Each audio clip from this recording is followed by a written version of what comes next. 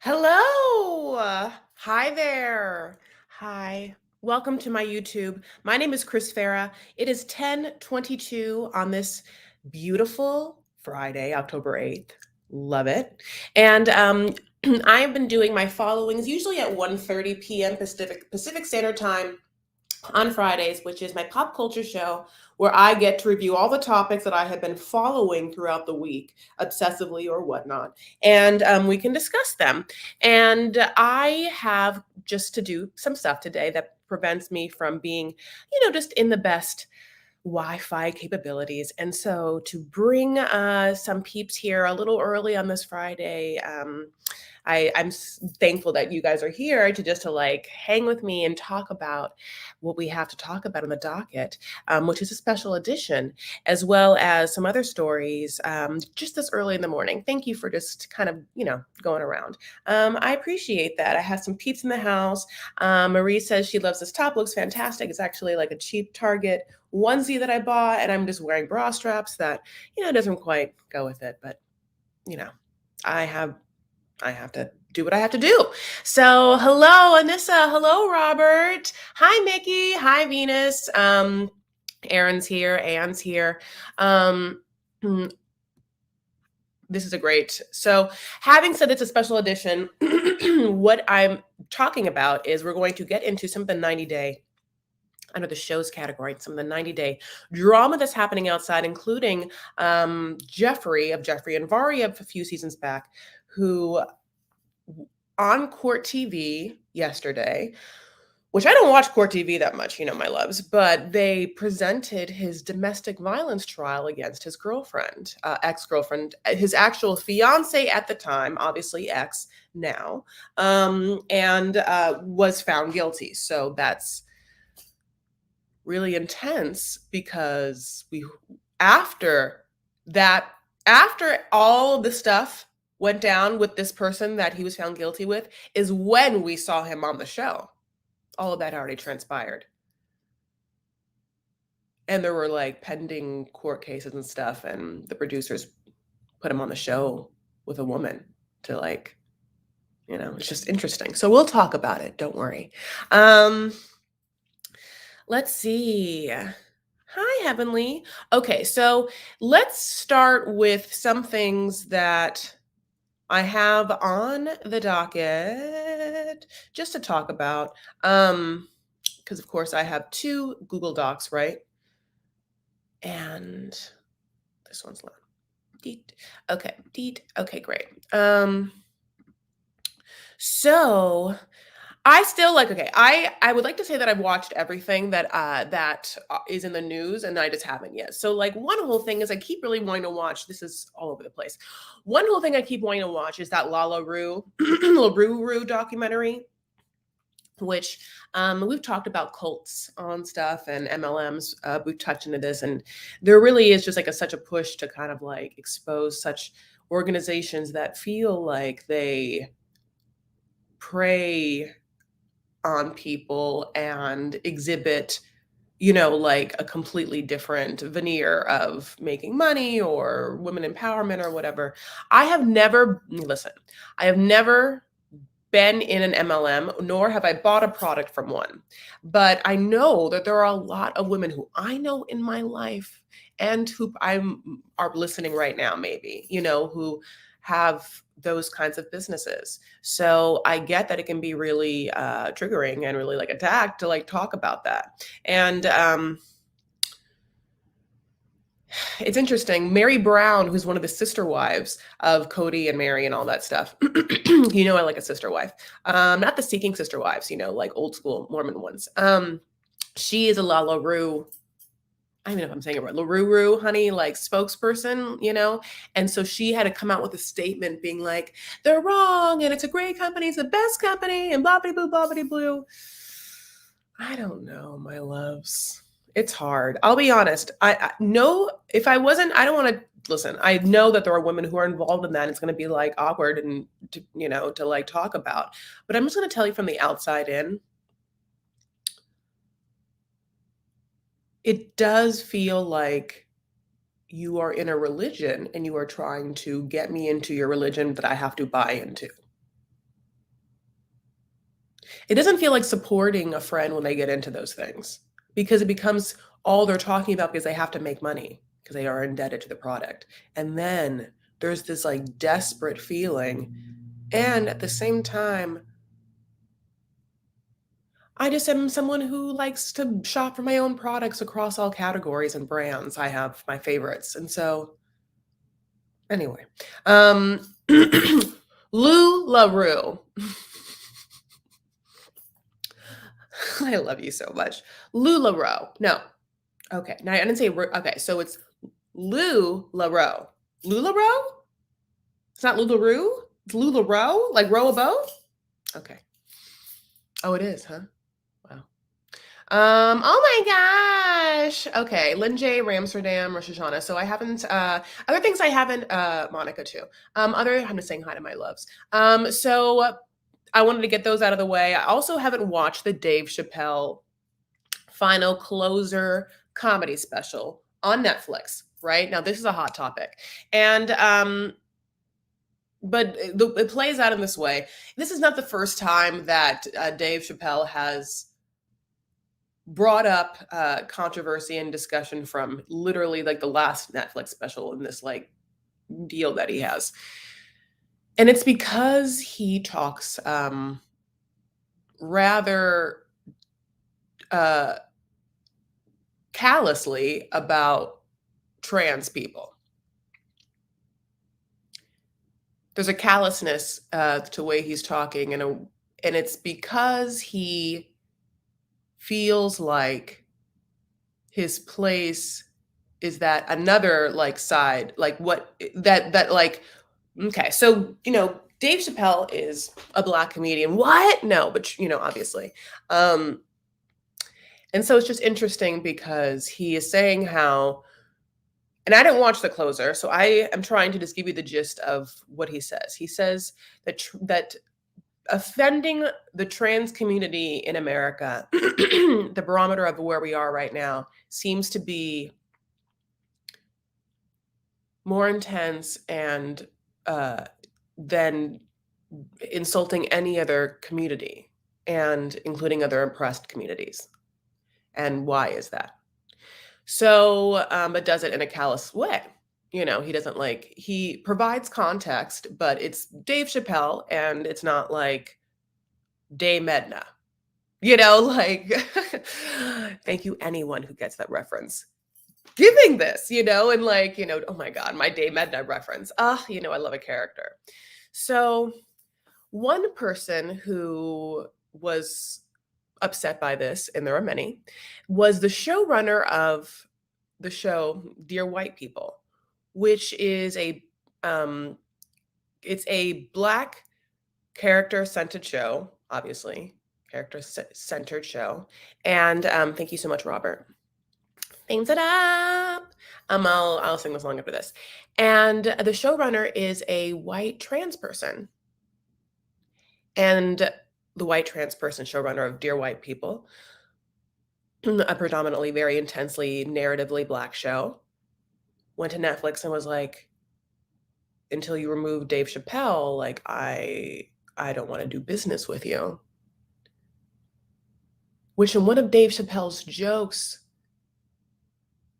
he can really like it kind of it sort of is this weird irony and coincidence of like what he's talking about as well. And all of these groups like represent underrepresented oppressed groups. And comedy exists and art exists and storytelling exists and point of view exists, as well as good taste. And all of this just lies in between all of that and where we are as a society. I'm not going to give you the answers to like all of this. It's an intricate weave of what feels like our culture trying to do good or better itself, as well as remain open and authentic in conversations, right? I like what Cat Williams had to say about this topic. Yeah. Cat Williams is more like, don't be smart, and if you can't say the joke without offending, don't do it. Right? I think that's what he kind of said. Um, Anyway, so that's what's blowing up Twitter in that situation. Lynn J, thank you so much for saying thumbs it up. Another whole story is that Woody Harrelson was just honey at filming in a town and at a hotel, and then some drunk person just kept like trying to take pictures of him and his daughter. And so he went up to the drunk person and was like, "Can you delete those pictures and stop taking pictures of me and my daughter? I'm Woody Harrelson." And that person was like, "No," and tried to like lunge at him, and then Woody Harrelson just like punched him. And that man had to, like, you know, talk to the police. I mean, I don't know what charges can be pending because you can really say self-defense. And also, like, you don't mess with Woody Harrelson. I love Woody Harrelson, don't you? I mean, like, doesn't Woody Harrelson just feel like authentically and energetically a good guy? Like someone who I 100% would love to have in my life. Not in a romantic way. As a person, I feel like, oh, I'd love to be friends with Woody Harrelson because it feels like being around his energy in an intimate atmosphere would be like really grounding and lovely. Um, okay. I don't have as many pictures and I'm so sorry. But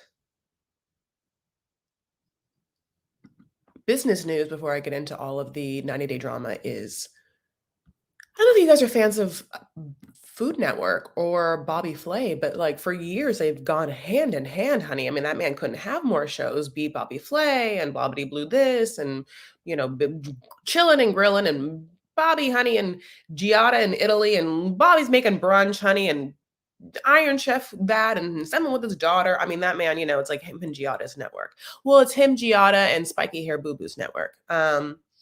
I just watch so much Food Network with my dad that I'm just like on it. And oh, I love Pioneer Woman. Oh, anything better? And Barefoot Contessa. I mean, I do. And Giada, I love Food Network. Anyway, that's obvious, right? I even love Man versus Food. That guy. Oh, he's so cute. That red-haired one. Forgot his name. Cody. He's a little like ginger, like bear. He's cute. Okay, but more of the story is Bobby's leaving the network, but it's could be a hardcore negotiating tactic because they are negotiating their contract, and then I guess they couldn't get to a number, and then so Food Network released a statement, was just like, "Well, we couldn't do it, but what a great guy." And then and then they try to go to Bobby Flay's like agents of representation to be like, "What's your comment on this?" And they basically were like, "We'll see. We're not quite done negotiating, so." Honey, which brings me to my last non-90-day topic. One thing that happened, uh, did you guys read about it, was this release of something called the Pandora Papers, which were hacked, or I don't even know how they got million or thousands of pages of documents of IRS information. I don't know if it's, again, don't know how it's available from wealthy individuals across the board, from business to celebrities to heads of states, how they maneuver their monies abroad. There are, side note is if you know my life or whatever, is I've been studying wealth management for a long time. Since the coronavirus really started, intensely like studying, like going through programs. And yeah, a whole part of wealth management for a wealthy person is to minimize tax loss, right? Because the whole point of getting wealth is like to minimize your liabilities against your assets. And tax is one of the surefire ways of losing your money, as well as inflation. But we can talk about this. So yeah, for a wealthy person, sometimes there are tax maneuvers to be done so that they don't have to pay absorbent taxes on their absorbent wealth. And some of the papers are really interesting. Like Shakira is mentioned, just like she's actually up for tax fraud in Spain. Spain wants her to pay, and she's supposedly been living in the Spanish countryside, but I think she has to maintain that she hadn't been there more than 6 months for permanent residency in order to have to pay Spanish taxes. Everything is so whatever, you know. Um, okay, sozies wozies.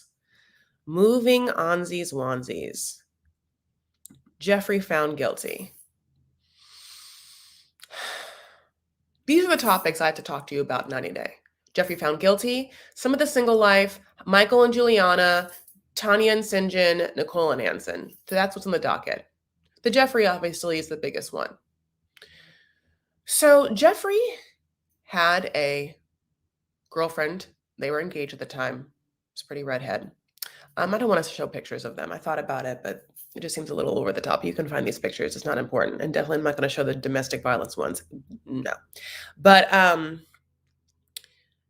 they were in a relationship. And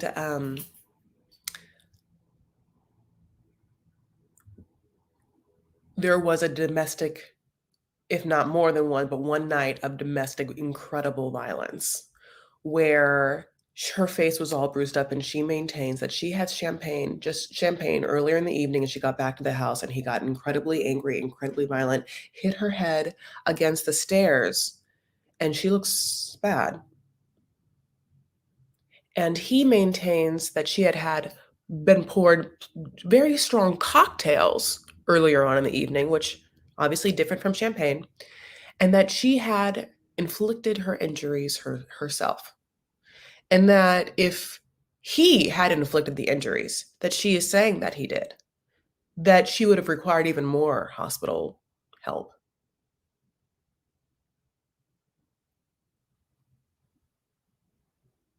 And he was found completely guilty on all counts. And it's really hard. I mean, yeah, it's really, it's incredibly well, it's incredibly, obviously triggering for some, also incredibly disturbing for in everyone, and it's and I can't believe we got to watch it. I mean, and by we, I didn't watch it, but we could have watched it, you know? So Monica, Jeffrey, Geoffrey, of the Jeffrey and Varia couple from 90 Day Fiancé. She was from Russia, she was blue eyes, and they had gone to remember they got hit. They went to like some spa and they got hit with little like palms. He has two sons. He was like controlling. But remember how like he got to her apartment in Russia and it wasn't done because it was like obvious that she was just going to go move in with him. And then they get in a fight and then she goes back to Russia and then comes back to Jeffrey like a surprise, but he's living with that Mary girl. And then at the trial, Mary is there. So do I have to tell you that Varia and him are no longer together? Obviously not. I mean, they're not together.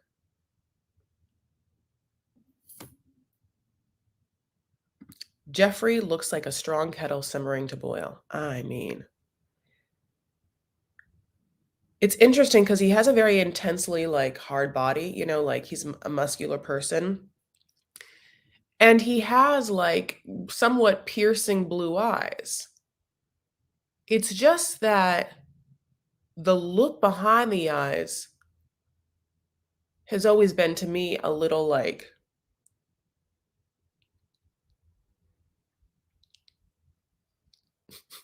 how do I say this? What's happening there? Is it scary? It looks a little scary, not warm. It looks a little lost, like it looks like he doesn't look at people. Maybe, you know, like it's I don't know. Venti, by the way, the first person, honey, when Jeffrey was found guilty, Venti found I don't even know where you did it. Like some video was like, "Are you gonna talk about it?" So this is for you, Venti. Hi, friend, become girlfriend, and Varia fought over him when she arrived. Yeah.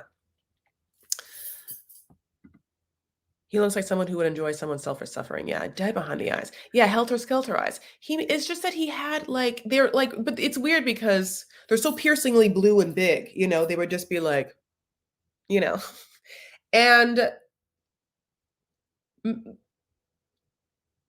he's attractive. He's not an unattractive person. So I think that you would, if you are attracted, you're like sometimes like that danger aspect is like, is this? This isn't what am I feeling the danger of? Is it danger or just like chemistry? Is it danger and just kind of like mystery? Is the danger that he wants to hurt me or the danger that he just really wants me? Like it's so I'm saying all this like women when they see that, like I'm sure it's very hard to I'm holding up my hair for no reason because I don't like my hair on my back. I'm sure it's very hard to isolate.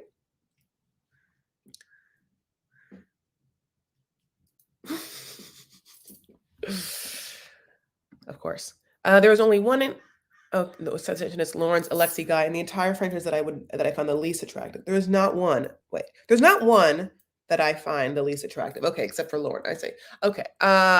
Yeah, I think we've talked. I mean, Juan and I have talked about this a billion times. Definitely Omar of Avery and Omar. Okay. And from a completely physical standpoint, Andre, especially Andre now. Andre, when we first met him, was such a boy, but Andre now, I mean, oh my gosh, thank you so much for this super chat, Brenda. Hi, Chris. Happy Friday. Thanks for sharing your beautiful spirit. Oh, God bless you. It's so sweet. I don't know what to tell you. That's so lovely. Thank you so much, Brenda. Thank you for sharing your spirit. Oh, that's like a bared-shouldered picture you're kind of giving. It reminds me of? Reminds me of that like, tell me about it, stud. When like Olivia Newton-John goes like sex balls to the wall in Greece in that moment. It kind of reminds me of that. Okay, so there have been, which I think I did put this up. So there have been different reactions to this information. You know what? I'm going to show you Mary and Jeffrey because I forgot this is the picture that I was like, holy shit, I want you to know that Mary was there. Okay. I didn't want to show you anything of but and that's not even his fucking face, but like look at Mary just looking at him, just being like, I'm here for you. What's wrong with people? And does she not have friends? And what's happening there? Okay, so I have two statements. One's from John Waters, that baby daddy. Baby's the only thing I care about. What's that baby's name with no socks? You know who I'm talking about. And Devin. Okay.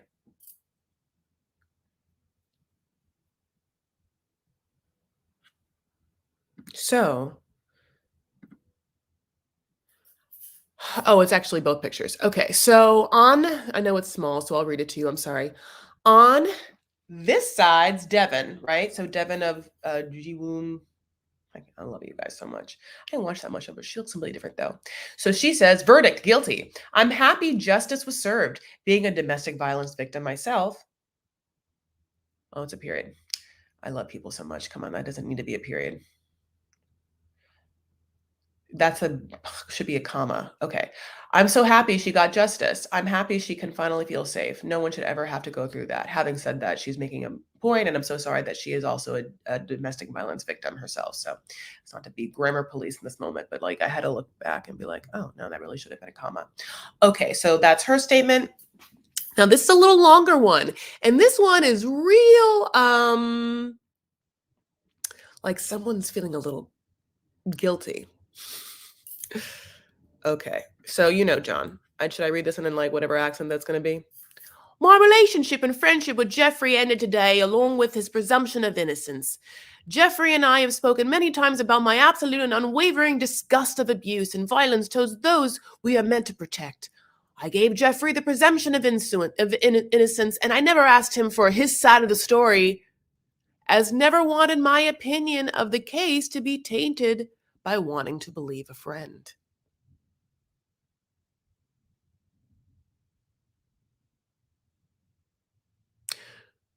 So you are saying that your opinion of the case was that you see that he's your innocent friend, but you didn't want to ask him, your innocent friend, what his side of the story was because he would take your view of the case, your view of being able to call him an innocent friend? Okay. I got to go so close to read this. Well, I found Jeffrey to be a kind and decent man. Many abusive sociopaths and domestic abusers' actions are usually when there are no other, I can't keep it this accent, obviously. There are no other witnesses and appear nice to others. I have said nothing in defense of Jeffrey or about the then allegations against him. Jeffrey knew my friendship with him would end with him being found guilty, and that is today. Innocence people are okay. That's a little mistake, but innocent people are convicted and guilty people walk free all the time. The justice system isn't perfect, but it's the only one we have, and I hope it got it right this time. I hope Jeffrey is really guilty because I and everyone should treat him with the contempt and disgust fitting a domestic abuser, as I hope the victim is a real victim and she can move her life forward and put all this behind her and find happiness. I will not be mentioning Jeffrey again. Don't DM or ask my opinion about my friend because he's not a friend anymore. Okay. So, you know, that's those people dealing with that. I don't know what to tell you. He's going to be sentenced. I don't know what the sentencing is going to be yet. We'll see. I don't. I'm not a lawyer. I don't know what the possibility would be or whatnot. And he's has a record. He's not someone who hasn't had a record. So I think that he if you don't, oh, I'm sorry. Remember when he had drug offenses before? He was like a drug dealer and went to prison already. So me bringing that up is just saying that when the sentencing is coming, and I don't think that they can just be like, he's on TV. This is his first abuse, like this is the first time abusing the system, or this is the first offense. No. And yes, he was on TV after, and that's really like TLC's problem.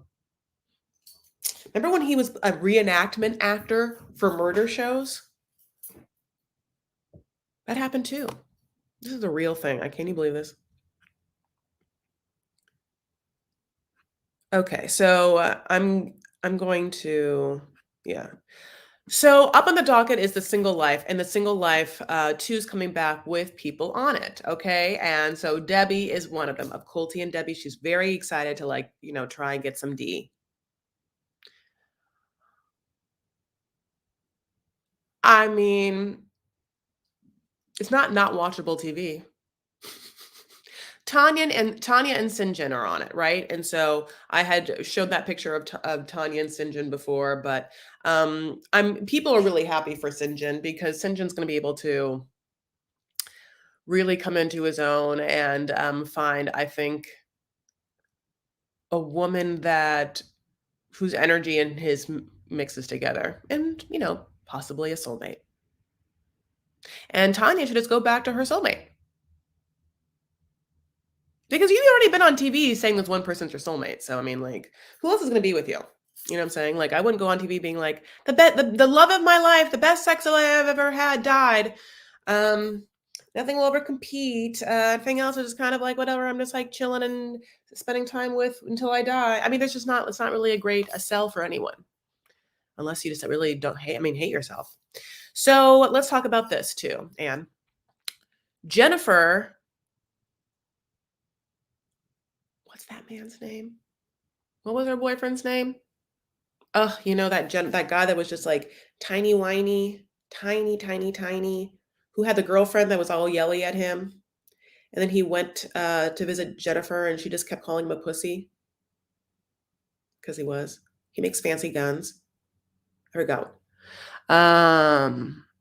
Anyway, that Jennifer is now with Jesse of Darcy and Jesse, of course. And I mean, I don't feel like Jennifer's taste in men is horrible. Tim. Thank you, Tim. Jennifer's taste in men is horrible. I don't understand. I mean, like, unless her taste in men is literally like any person that's on 90 Day Fiance, in which case I guess she's doing well. But I like the idea of watching Jesse with Jennifer because Jesse, I feel like loved having over Darcy's head that he was younger. And obviously Jesse's stepfather loved having over Darcy's head that he felt that Jesse was hotter. You know what I'm saying? Jesse is mediocre and Jennifer is hot. That's a hot ass woman.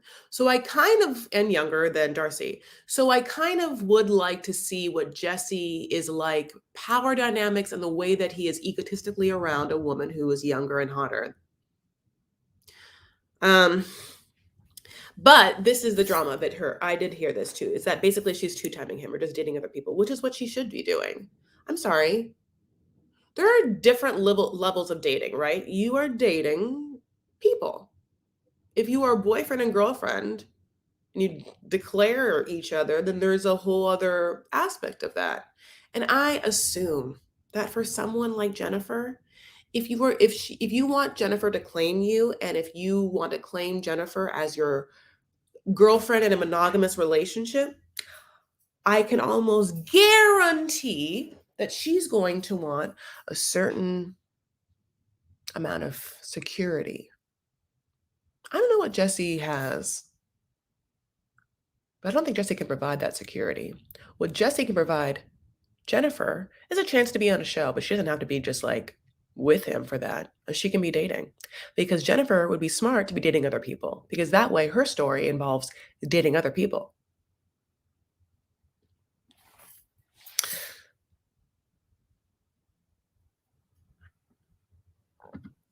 This is going to make me LOL.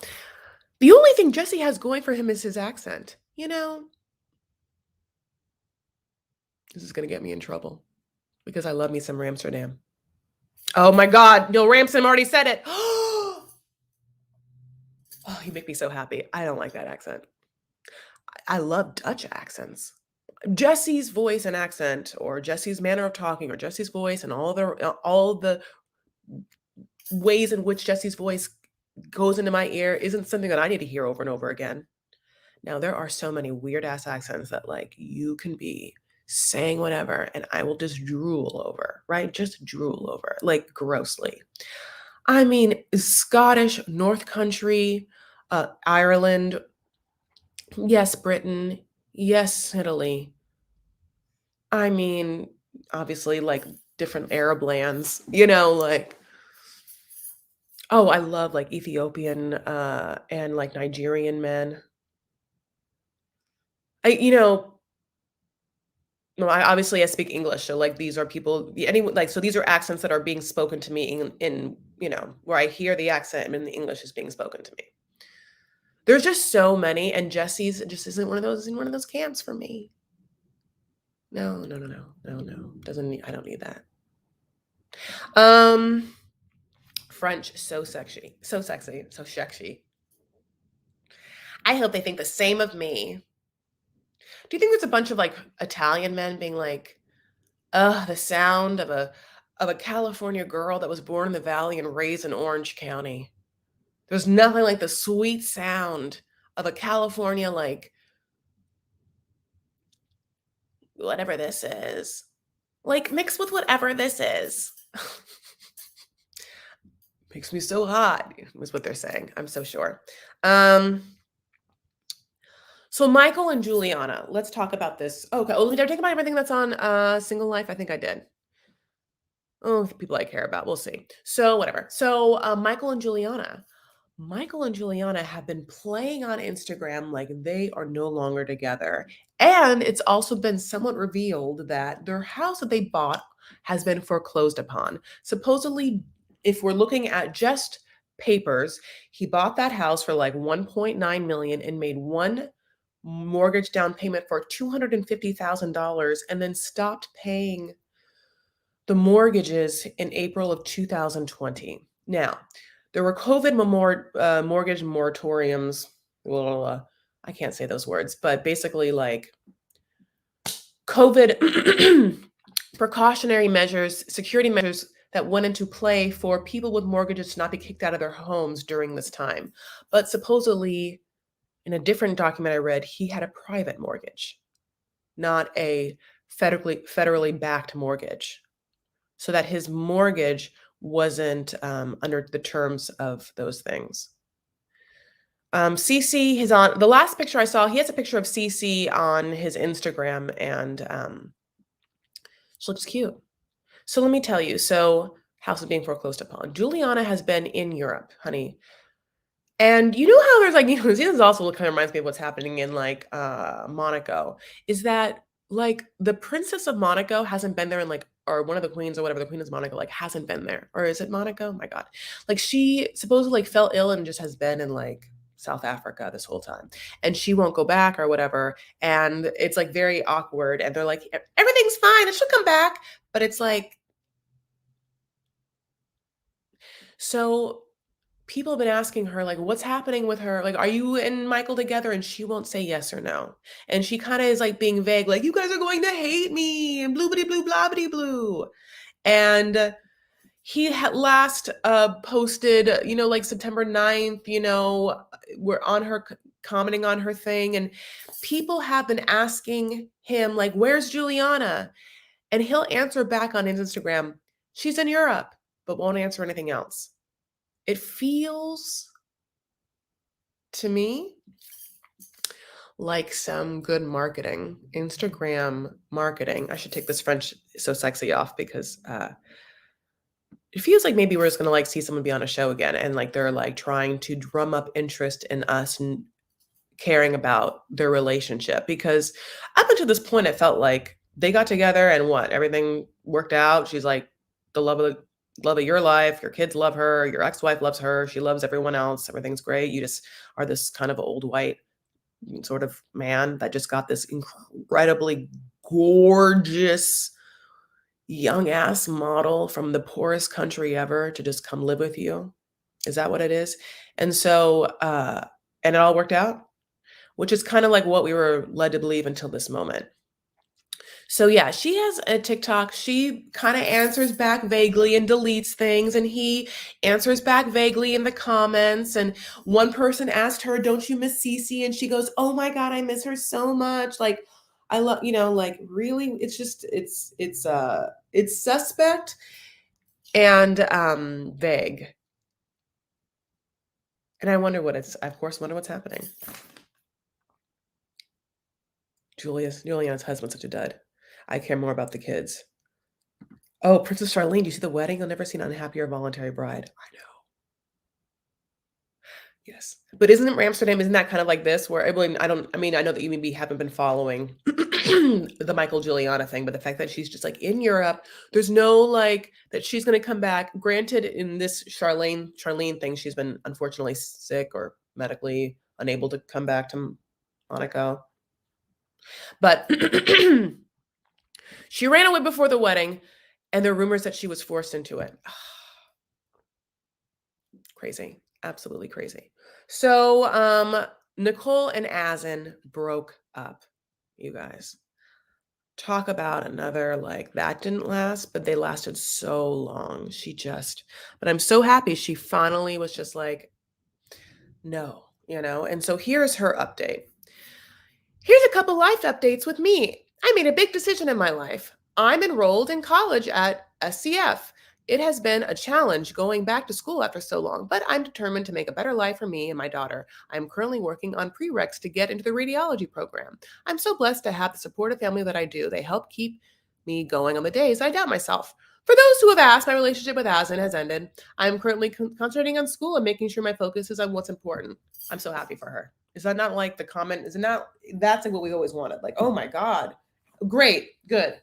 May saved. We saved May. But I can't imagine what she saw that all those months. Because like she spent like part of the pandemic there. Are we going to see that?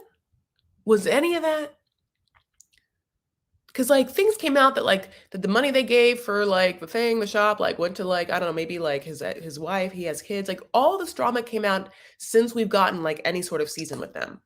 And she went there. So like, and by the way, so happy that she's gone. But like any of that watchable footage? I mean, I'll watch like cell phone footage. Is there anything? Um, okay, my babes. Okay, I did it. I'm so happy I got to talk about these things with you. I'm gonna read what you guys are saying now. Lynn J. Asin broke up with her in good head long time ago. That wasn't even a relationship. Don't forget, she named him Asin to make it sound better. His name is Hassan. Austin.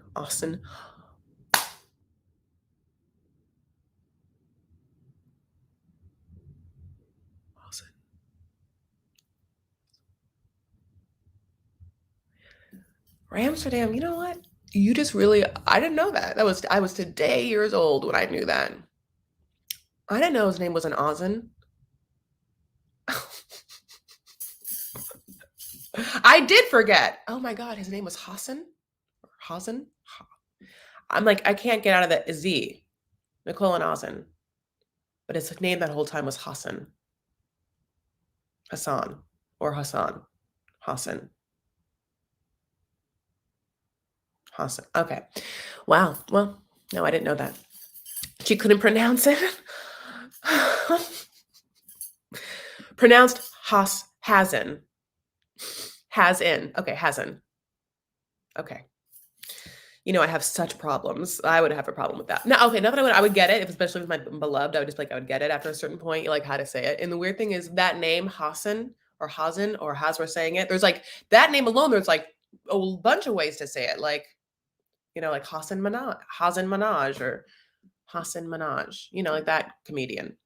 Now I'm like second guessing anytime I've ever way I've said that name. Hassan. Oh, that's why. There's like Hassan, right? And Hassan. Like Hassan Minaj. That's how you say Hassan Minaj. Okay, my loves. It sounded it out. The real world name Sam. Ross Sam. Nope, I can't do that. Okay, well. Yeah, I mean, I wonder how Varia's doing. I wonder if Varia got a lot of like texts and phone calls. I don't know. I mean, like the weird thing is after I've done all this research, you would think that I like had a Varia comment. I don't. So right now, because I did this, I'll just look up Varia IG and see if she has a comment. I think she probably erased it if she had anything. Varia. Of course, I don't know her name at all. Like her last name.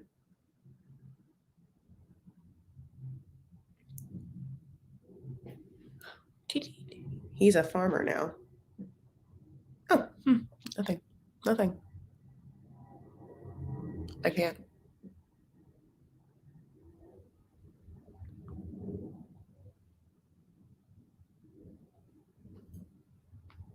Okay, well, that's a bust. We'll see. What do you guys think of new Adele? Adele's the covers of Vogue, and honey, she's coming back, and she's going to be singing for us. And that Adele is coming for it. 30.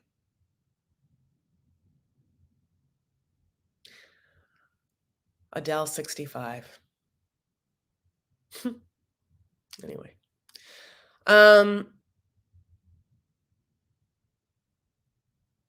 Varia Molina. Okay, fine. I'll try that one more time. Varia. Only because half of me is like, didn't she kind of want to be like a newscaster? Oh, wait, is that her? Well, that could be one person, but no, I think that unfortunately there's going to be a lot of like fakies. No, I don't think she has a real one. So anyway, yeah, her Adele's Vogue covers are stunning. And her little like clip for new music sounds fun. And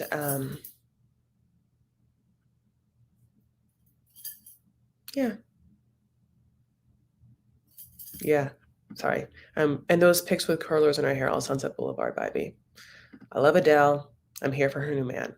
Yeah. Also Adele, remember when okay, so Adele has been dating, I think one of LeBron's friends or whatever, who is like a Black American. And then do you remember how Adele had come under fire because she like went to some cultural concert of Jamaica. I don't even know where she's okay. I don't even know where she was, honey, but there was a picture taken of Adele where she has like Bondu knots in her hair and she's wearing like a Jamaican flag bathing suit or whatever. It looks like she's at like a Rastafarian or she's at some sort of music festival or some sort of festival in a space where she is playing with like a Jamaican vibe. And people called her out as being like cultural appropriation. And so she released a statement today where she basically was like, yeah, I did that. And it's because wasn't reading the effing room. And basically, I'm sorry. And it's so interesting because there is such so much, going back to how we started like the Dave Chappelle things, there is such a like society of being like this isn't right, we want to be like this, and like we're trying to, I think as a whole, like redefine like what is in good taste and what our values are, right? And it's very it's tedious, long process, but I love when people, who can easily just, regardless of ego, just take an L over something that they know is their fault, not their fault, maybe just not what they were trying to do, not the look. It came wrong. It came across wrong, or whatever it is. I mean, listen, you can say whatever you want about, there's so many ways, but it's just hard for some people to take the L or apologize. I say take the L, but it's like to apologize, to admit that they were wrong in some way, and I think that there is like obviously an ego and pride thing, uh, as well as whatever a thought process that if I admit something wrong in this moment, that everything else falls in like a house of cards. But it actually just goes to show a discernible decision maker, someone who weighs things out, understands optics, and has like foresight and as well as like hindsight to be able to look back and admit things that didn't work out the way they wanted to, because they know that in the future life goes on. They're good people that try and do their best, and they'll continue to try to do their best, and will continue to make mistakes in life. You know what I'm saying? There's just something kind of like, yeah.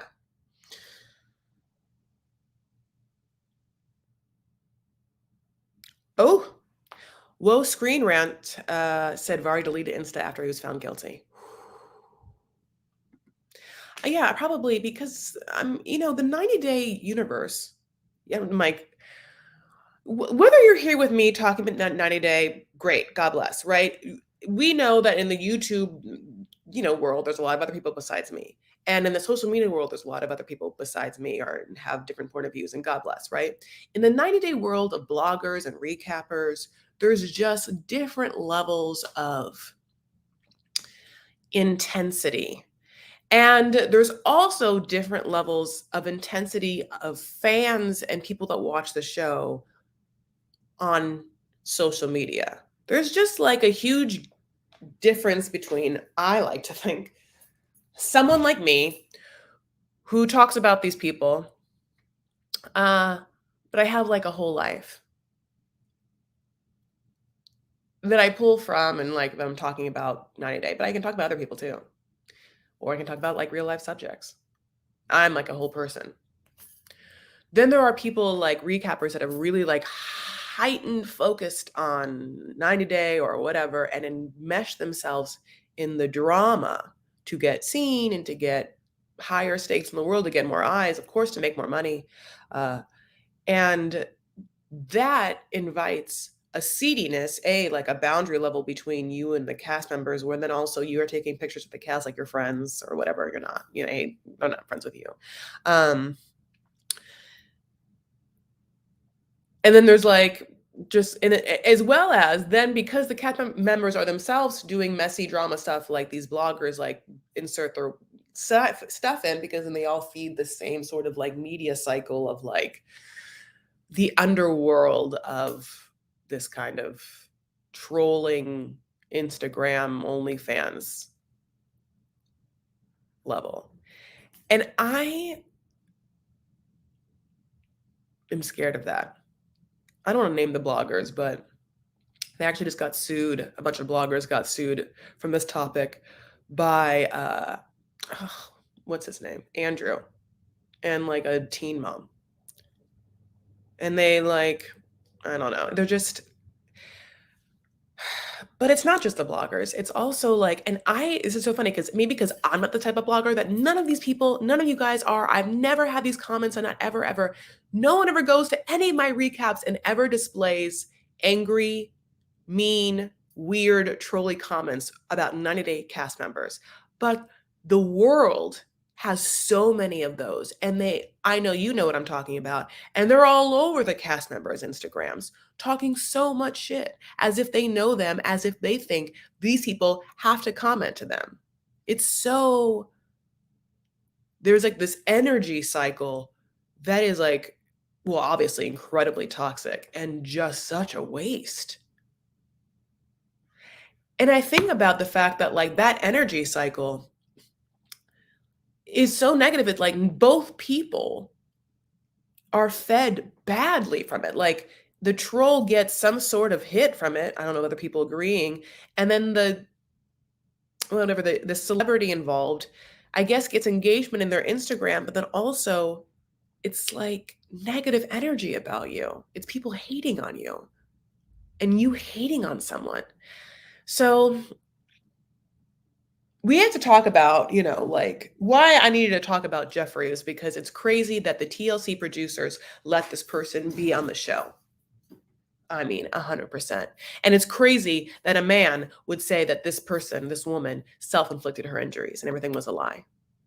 And so justice, I feel like, was served. But I'm not going to go on any of these people's Instagram and ever talk shit about them. I just can't.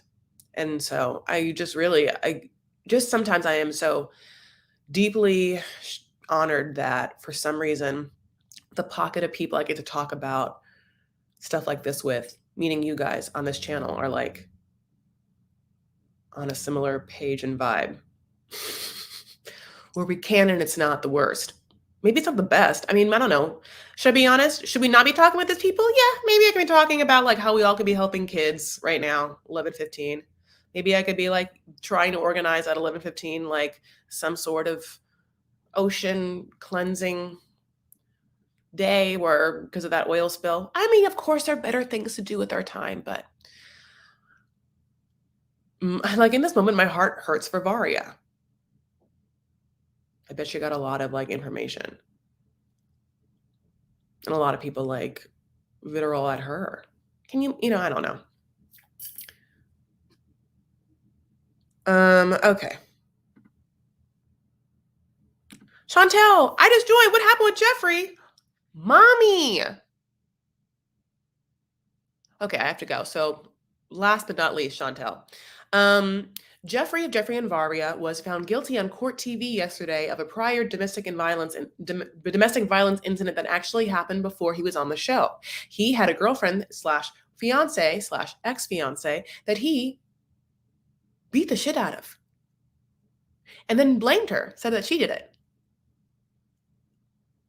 And then he was found guilty on all accounts yesterday on national television.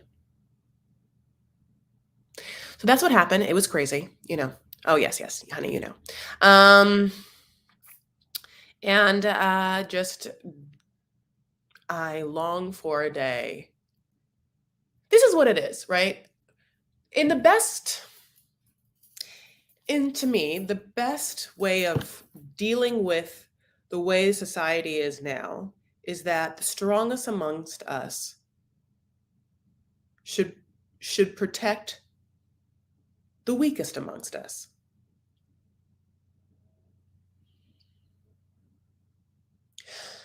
Those that are in more power should protect those that have less power.